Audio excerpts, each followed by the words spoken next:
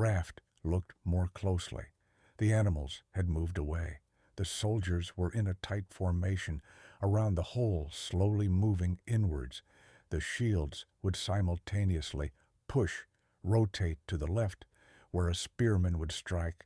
Then the shield men would rotate back, all quick movements, push, rotate, strike, rotate, step, forward. The creatures that fell were stepped over, and teams would grab them quickly and burn them in a small pile behind. Carpenters had grabbed tools and material and staged it near the fighting in preparation.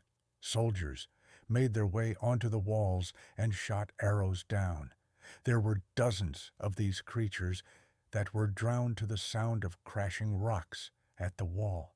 They met the shields of Captain Raft's silent soldiers. The soldiers pushed the line through the hole, then opened up, giving the carpenters plenty of space to patch the wall. The carpenters had pre-made walls that they maneuvered into place and attached on both sides, along with the walkway on top. A ladder was dropped down, and one by one the soldiers retreated up the ladder. In less than an hour, the fighting had stopped and the patch was up. Raft was handed a piece of paper from Frost. "I didn't tell them to do that." Raft smiled.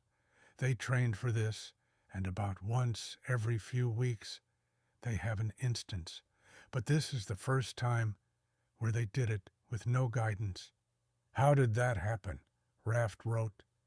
"Bull rubbed on fence, fence connected to wall," Frost wrote back. "So the fence was pulled out of the wall and caused it to collapse?" Raft walked to the fence, and the fence line was anchored into the stone itself.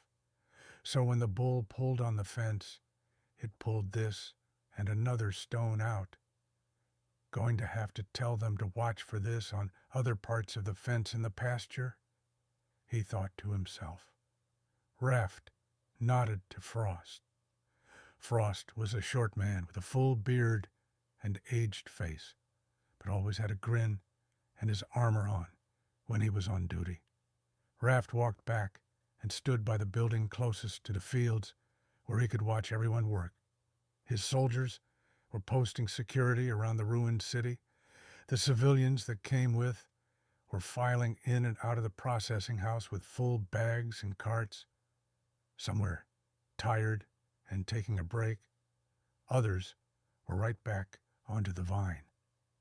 This wasn't a place to check in and check out. Malep had a guy stand by the vine entrance and check the bags and get track the paper that each worker carried from the processing house. The paper marked the contents of what was being carried. The goal was to complete this entire trip before the sun goes down.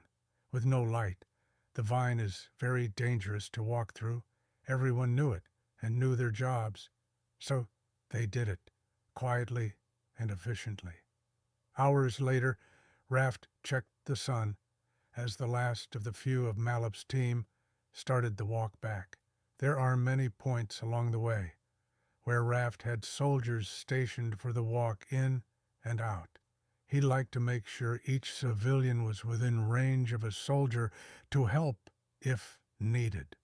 Raft shook hands with Bramwell and Edric, tipped his hat in respect to the granddaughter, and walked with Malep back to the vine. 3 soldiers volunteered to go with Edric and be their security detail. It wasn't a lot, but with their training, Edric's guard detail would be fine to slip past and keep Edric alive. Raft might not have liked Edric very much, but saving lives is Raft's preferred choice.